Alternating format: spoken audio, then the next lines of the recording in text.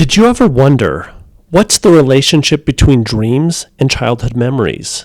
Did you ever wonder, what's the relationship between dreams and somatic sensations? Did you ever wonder, how many licks does it take to get to the center of a Tootsie Roll Tootsie Pop? Well, you've come to the right place.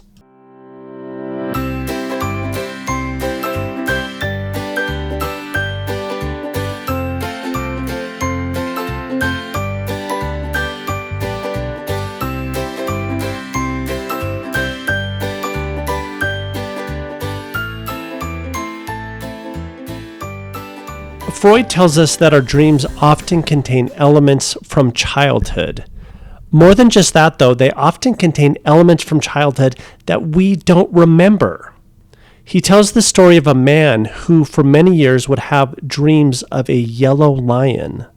Then one day this man was going through his belongings and he discovered a porcelain statue of a yellow lion. He went to his mother and he asked, "What is this?" And she said, "Oh, don't you remember? That's your favorite toy from childhood."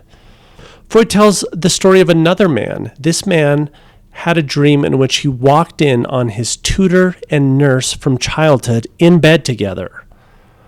One day the man shared the dream with his brother, and his brother said, "Oh yeah, they used to stoop." "What do you mean they used to stoop?" "I was about 6, you were about 3. They would give me beer and then they'd go off and stoop." "Where would they stoop?" "Well, in your bedroom."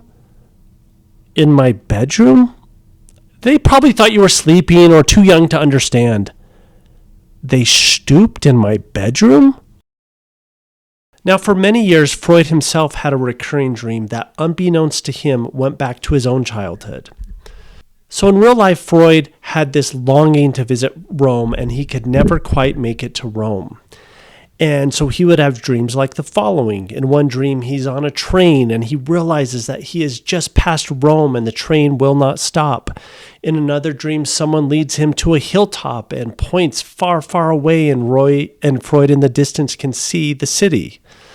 In yet another dream, Freud believes he's made it to Rome, but then he looks around and he realizes he's in a forest. Well, one day Freud was planning a trip to Naples, a little disappointed because he would again be bypassing Rome, and suddenly he remembered a passage he'd read about Hannibal. Freud thought about the passage and he reflected that, like Hannibal, he himself was fated to never see Rome. This then led to a series of memories. As a boy, Freud had idolized Hannibal. When reading about the Punic Wars, Freud had sympathized not with the Romans, but with the Carthaginians.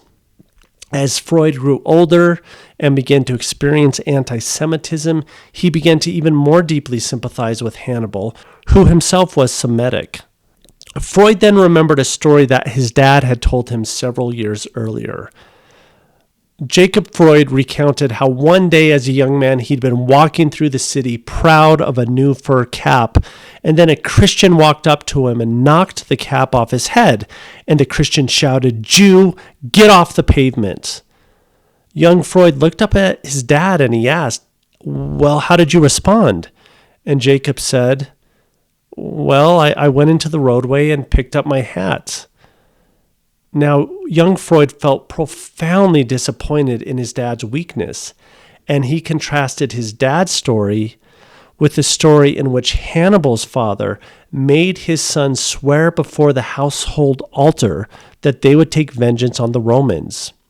And suddenly the connection was clear. Freud grew up as a Jew in a society dominated by Roman Catholics, and he had identified with the ancient Semitic general who waged war against the Romans. Just as Hannibal had wanted to enter Rome literally so he could conquer it, Freud wanted to enter Rome symbolically, meaning he wanted to conquer society's anti-Semitism. He wanted to rise to importance. Freud next discusses the relationship between dreams and somatic sensations. Now, a somatic sensation is anything we perceive through our senses, for example, noises, smells, internal body sensations. Now, obviously, when we're dreaming, somatic sensations can awaken us. Freud argues that our dreams often transform these somatic sensations in an attempt to prevent us from waking. As he writes, dreams are the guardians of sleep and not its disturbers. As an example of this, he tells the story of a man whose landlord tried to wake him up because it was time for him to go to the hospital. Instead of waking, the man proceeded to dream that he was in bed at the hospital.